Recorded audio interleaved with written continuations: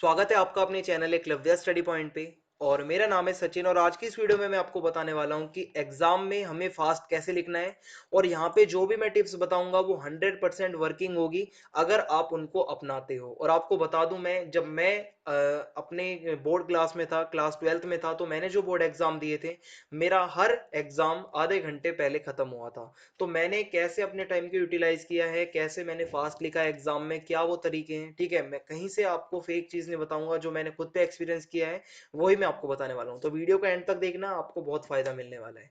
और आपको बता दूं, आपकी कोई भी ऐसी प्रॉब्लम हो तो आप मुझे इंस्टाग्राम पे फॉलो कर सकते हैं। ये एक स्टूडेंट ने ही पूछा था कि सर हमें फास्ट कैसे लिखना है, तो बहुत सारे ऐसे पूछते रहते हैं। तो मैंने वही प्रॉब्लम्स को मैं इकट्ठा करता हूँ और फिर उस पर मैं वीडियो बनाता हूँ। तो आप अपनी प्रॉब्लम मुझे बता दीजिए इंस्टाग्राम पे, जैसे आज हम वीडियो बना रहे हैं ऐसे ही फिर हम और कभी वीडियो बना देंगे। तो आइए शुरू करते हैं। सबसे पहले अगर हम बात करें, जब हम एग्जाम में बैठते हैं बोर्ड एग्जाम में, तो हमारे दिमाग में बहुत ज्यादा टेंशन होती है, ठीक है। बहुत ज्यादा एंजाइटी रहती है कि कैसे हम अपना पेपर टाइम पे करेंगे, हो भी पाएगा या नहीं हो पाएगा, लेंथी लेंथी क्वेश्चंस आते हैं, कैसे करेंगे उन्हें, ठीक है। तो सबसे पहले तो टेंशन फ्री होके जाना यार, ठीक है। कोई भी ऐसी बात नहीं है, देखो एग्जाम है, अगर आपने पूरे साल पढ़ा है, अच्छे से प्रैक्टिस करी है, मेहनत करी है, तो डरो मत। अगर आपने कुछ भी नहीं किया, अगर आप बिल्कुल पेपर तक भी आपने कुछ नहीं पढ़ा, अगर मैं बता रहा हूँ ये 4 महीनों में भी अगर कोई पढ़ जाता है तो वो भी टॉपर बन सकता है, अगर वो दिल लगा के दिन रात पढ़ता है। बाकी अगर कोई ऐसा बच्चा है जो पेपर से एक दिन पहले अगर वो पढ़ रहा है और फिर वो जा रहा है पेपर देने, तो मैं उसके लिए कुछ भी नहीं कह सकता। बाकी हाँ, जो नॉर्मल बच्चे हैं और जो काफी हार्ड वर्किंग है, उनके लिए ये टिप्स होंगी मेरी आज की। और मैं आपको बताना चाहूंगा कि हमें एग्जाम में एक तो टेंशन फ्री रहना है, बिल्कुल भी एग्जाम से नहीं डरना। एग्जाम से वो लोग डरे जिसने बिल्कुल कुछ नहीं पढ़ा, तो अगर आपने पढ़ा है थोड़ा भी तो आपको डरना नहीं है। आपको जब वहां जाके एग्जाम हॉल में बैठना है और अपना अच्छे से पेपर लिखना है। और आपको बता दूं, जो आप पेन जब आप पेन से एक तो किसी भी के मतलब किसी भी और के कहने पे मत चलना कि ये पेन यूज कर लो या वो पेन यूज कर लो। हर किसी के हाथ में अपना एक अलग पेन बैठा होता है, ठीक है। जैसे मैं अपनी बात बताऊं, तो मैं जब अपने टाइम पे था तो मैं लिंक ग्लेशियर एक पेन आता है पतला सा, अगर आपने सुना हो, मैं उससे लिखता था, ठीक है।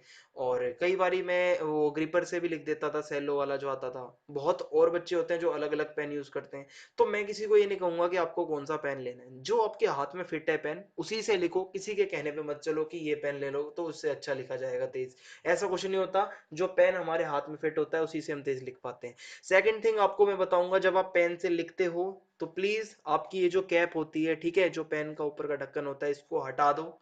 इसको लगे रहने से पेन पे जो है वेट बढ़ता है और आपकी राइटिंग स्लो होती है। इस ढक्कन को घर पे रख के जाना, अगर मेरी मानो तो बिल्कुल भी इसको मत लगा के कुछ लिखना। चाहे तो अभी आप प्रैक्टिकल करके देख लो, अगर आप ढक्कन लगा के लिखोगे और बिना ढक्कन के लिखोगे तो आपको पता चल जाएगा कि कौन सा जल्दी लिखा गया है। तो पहली आपको बात समझ में आ गई, पेन एक तो किसी के कहने पे नहीं लेना, जो आपको अच्छा लगता है, जो आपके हाथ पे बैठा हुआ है। और एक पेन यूज करना, ये नहीं कि आप उनमें से हो जो भाई जो मिल गया उससे लिख देंगे, ऐसे आपकी राइटिंग नहीं बनेगी।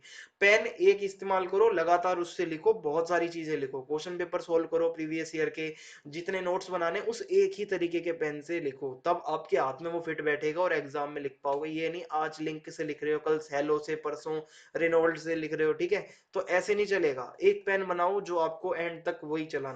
और आगे देखते हैं। अब एग्जाम हॉल में जाके बहुत सारी चीजें होती हैं हमारे साथ में जिनकी वजह से हम तेज मतलब नहीं लिख पाते हैं, ठीक है। तो उनमें से मैं वन बाय वन करके आपको टिप्स बताऊंगा, टिप्स को ध्यान से सुनना। सबसे पहला है, डोंट एक्सीड वर्ड लिमिट। ये मोस्ट इंपॉर्टेंट थिंग है, क्योंकि ये उनके साथ ज्यादातर होता है जो बहुत ज्यादा पढ़ चुके होते हैं, मतलब हद पार कर देते हैं, जो बिल्कुल बहुत ज्यादा एकदम आप कहो जो पूरी तरीके से तैयार होते हैं, मोटिवेटेड बच्चे होते हैं।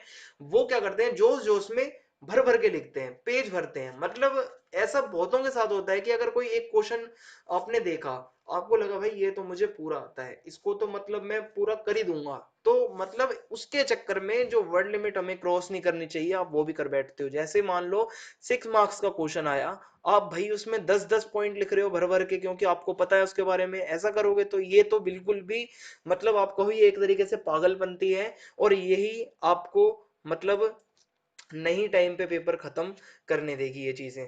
वर्ड लिमिट जितना पूछा गया उतना बताओ। 6 नंबर का क्वेश्चन है भाई, 7 पॉइंट बहुत होते हैं, 7 लिख के अपना कंक्लूजन लिख दो, खत्म कहानी वहीं पे। आपको वो 10-10 पॉइंट में नहीं बढ़ाना, ठीक है। उसका असर दूसरे क्वेश्चन पे पड़ेगा, आपको और भी आंसर जो है अपने वो उनका भी टाइम निकालना है। तो ये समझ लो, अगर किसी एक आंसर की अगर तुम बहुत ज्यादा मतलब वर्ड लिमिट बढ़ा रहे हो, तो दूसरे आंसर का टाइम खराब कर रहे हो आप अपना। तो पहली चीज समझ में आ गई होगी, वर्ड लिमिट के अंदर रहना। मैं आपको इंग्लिश पढ़ाता हूँ, इंग्लिश में जितनी चीजें होती है सब बता दूंगा, किसकी वर्ड लिमिट कितनी है और कितना लिखना है आपको, ठीक है। तो डोंट वरी, इंग्लिश में आपको पढ़ाता हूँ, कोई दिक्कत नहीं आने दूंगा। हिंदी में बता दूंगा कितना लिखना है, ज्योग्राफी में भी, हिस्ट्री पॉलिटिकल में सत्येंद्र सर जरूर बताएंगे आपको। तो वर्ड लिमिट के अंदर रहना, तो ये पहला पॉइंट है। सेकंड है रिमूव कैप ऑफ पेन, ये मैंने आपको बता दिया है। पेन का जो ढक्कन है हटा देना, इससे पेन का वेट थोड़ा कम हो जाएगा और जितना हल्का और स्मूथ पेन होगा उतना ही फास्ट चलेगा। और जो चीज है वो है डोंट थिंक टू मच। और मान लो बहुत सारे बच्चों के साथ क्या होता है, क्वेश्चन पेपर खोला, पहला क्वेश्चन देखा और सोच में पड़ गए, यार ये तो आता ही नहीं। मैं आपको बताऊं, मेरे साथ ऐसा हुआ था जब मैं हिस्ट्री के एग्जाम में बैठा था। तो हर किसी के अंदर मतलब एक डर सा होता है। तो हिस्ट्री वाले एग्जाम में क्या हुआ कि पहला क्वेश्चन जब मैंने पढ़ा, मतलब तैयारी मेरी पूरी थी पर मेरा दिमाग घूम रहा था, कहीं ना कहीं मुझे लग रहा था कि ये मुझे आता नहीं है। तो मैं उसके चक्कर में टेंशन ले रहा था। ये चीज आप मत करना। उसका सॉल्यूशन मैंने कैसे निकाला, ऑन द स्पॉट 5 मिनट के अंदर मैंने आंखें बंद करी और जो क्वेश्चन मेरे को आते थे उनको लिखना शुरू कर दिया, उनके आंसर्स को। मतलब एक तो बिल्कुल टेंशन मत लेना, अगर कोई क्वेश्चन ऐसा दिख गया आपको कि जो आपको नहीं आता या आपने तैयारी कर रखी है वो ध्यान से उतर रहा हो मेरी तरह, तो आप उसको अभी स्किप कर दो। जो उसका टाइम मत खराब करो उसके बारे में सोच के दुख मना के। उसके जगह पे जो आंसर आता है उसको लिख दो धड़ाधड़, ठीक है, फटाफट उसको लिखोगे ना तो अपने आप दिमाग खुलेगा, वार्म अप होगा, दिमाग का भी एक्सरसाइज हो जाएगी, जब लिखने लग जाओगे अपने आप लिख दोगे। तो हिस्ट्री में मेरे 100 आउट ऑफ 100 थे, मैं आपको गाइस बताना चाहूंगा। और वो हिस्ट्री वही थी जो मेरा पहला क्वेश्चन मेरा दिमाग घुमा रहा था। जब मैंने लिखना शुरू किया, जो मुझे आंसर आते थे, एंड तक आते आते मैंने वो क्वेश्चन भी कर दिया, क्योंकि वो याद आ गया था फिर लास्ट में। तो आपको क्या करना है, सोचना नहीं है ज्यादा, प्रॉपरली बैठना, ठीक है। टेढ़े मेढ़े होके मत बैठ जाना डेस्क पे, जो ढंग से हाथ ना रखा जाए, रिलैक्स होना, बिल्कुल माइंड फ्री होके लिखना है।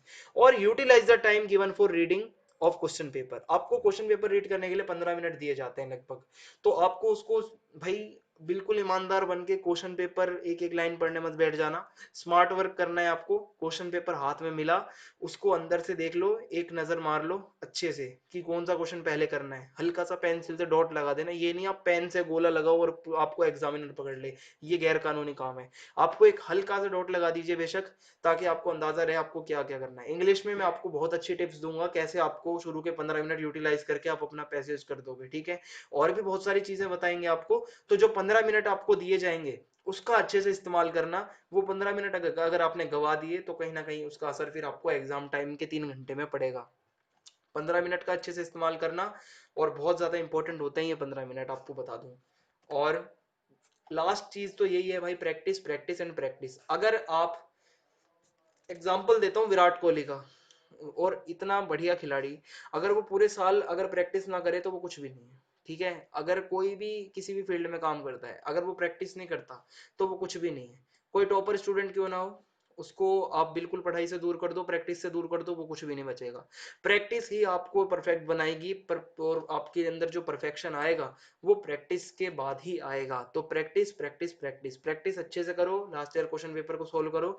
और सर लाइव क्लास लेते हैं, वहां पे आओ, उसको अटेंड करो। मैं भी जल्दी ही आपके एमसीक्यू वगैरह लाने वाला हूँ इंग्लिश के भी।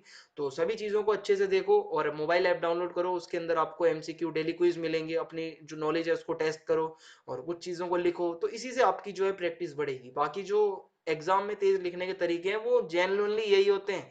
मतलब दुनिया आपको बहुत अलग अलग तरीकों से मतलब बहलाएगी कि ऐसे नहीं, ऐसे करो, ऐसे नहीं। ये सिंपल सी चीजें हैं जो मतलब आपको करनी करनी है। बाकी इसके अलावा बहुत सारी चीजें होती हैं, अपने आप को सीधा बिठाओ या और डेस्क ऐसा करो। भाई अब सरकारी स्कूल के बच्चे हैं, जैसा डेस्क मिलेगा उन्हें बैठना पड़ेगा, टूटा हुआ है तो टूटे पे भी आपको बैठना है, ठीक है।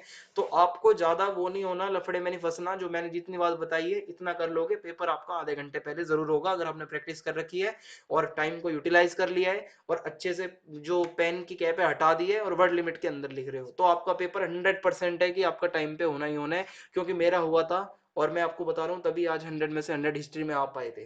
तो ये टिप्स अपना लेना, आपको जरूर फायदा मिलेगा। और बाकी जो प्रॉब्लम आपको आती है कमेंट बॉक्स में बता दो, उस पर वीडियो में जरूर बनाऊंगा। जय हिंद, जय भारत, धन्यवाद। चैनल को सब्सक्राइब करना बिल्कुल भी ना भूले, कमेंट बॉक्स में आपको बताना है वीडियो कैसी लगी। धन्यवाद।